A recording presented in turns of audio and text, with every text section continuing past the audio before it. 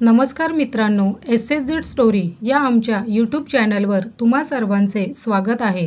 आजच्या व्हिडिओमध्ये आपण मासिक पाळीच्या आधी आणि दरम्यान त्रास होत असल्यास नियमितपणे काही विशिष्ट पदार्थ खाल्ले तर तुम्हाला मासिक पाळीत होणारा त्रास हा कमी होऊ शकतो।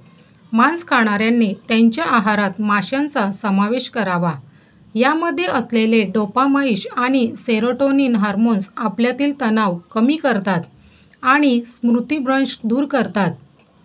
यामध्ये ओमेगा 3 फॅटी ॲसिड भरपूर असते, ज्यामुळे सांधेदुखी कमी होते। रक्तवाहिन्यांमधील अडथळे दूर करण्यासोबतच अनेक प्रकारच्या कॅन्सरपासून बचाव होतो। महिलांमध्ये मासिक पाळीच्या समस्या टळतात। 1. पाळीमधील समस्यांवर उपाय म्हणून नागलीच्या पिठाचे डोसे किंवा भाकरी खाणं फायदेशीर ठरतं। 2. नागली नसेल तर मग घरात उपलब्ध असणारी मुगाची डाळ भिजवून त्याचे डोसे खाल्ले तरी चालतील। 3. मासिक पाळीच्या 4 दिवसात आहारात राजगिरा, शिंगाडा, तांदळाची खिचडी, साबुदाण्याची खिचडी खावी। 4. मासिक पाळीत तुमच्या पोटात, कमरेत, पायात वेदना होत असतील तर दुपारच्या जेवणात दही भात खावा। सोबत मुगाचा किंवा नागलीचा पापड भाजून खावा। यामुळे तुमचा मूड चांगला होतो आणि वेदनाही कमी होऊ शकतात। 5. पाळीच्या 4 दिवसात जाणवणाऱ्या वेदनांवर उपाय म्हणून या 4 दिवसात थोडे गूळ शेंगदाणे खावे। कारण मासिक पाळीच्या काळात मूड बदलणे, सतत खावंसं वाटणे यासारखे त्रास यामुळे नियंत्रणात राहतात।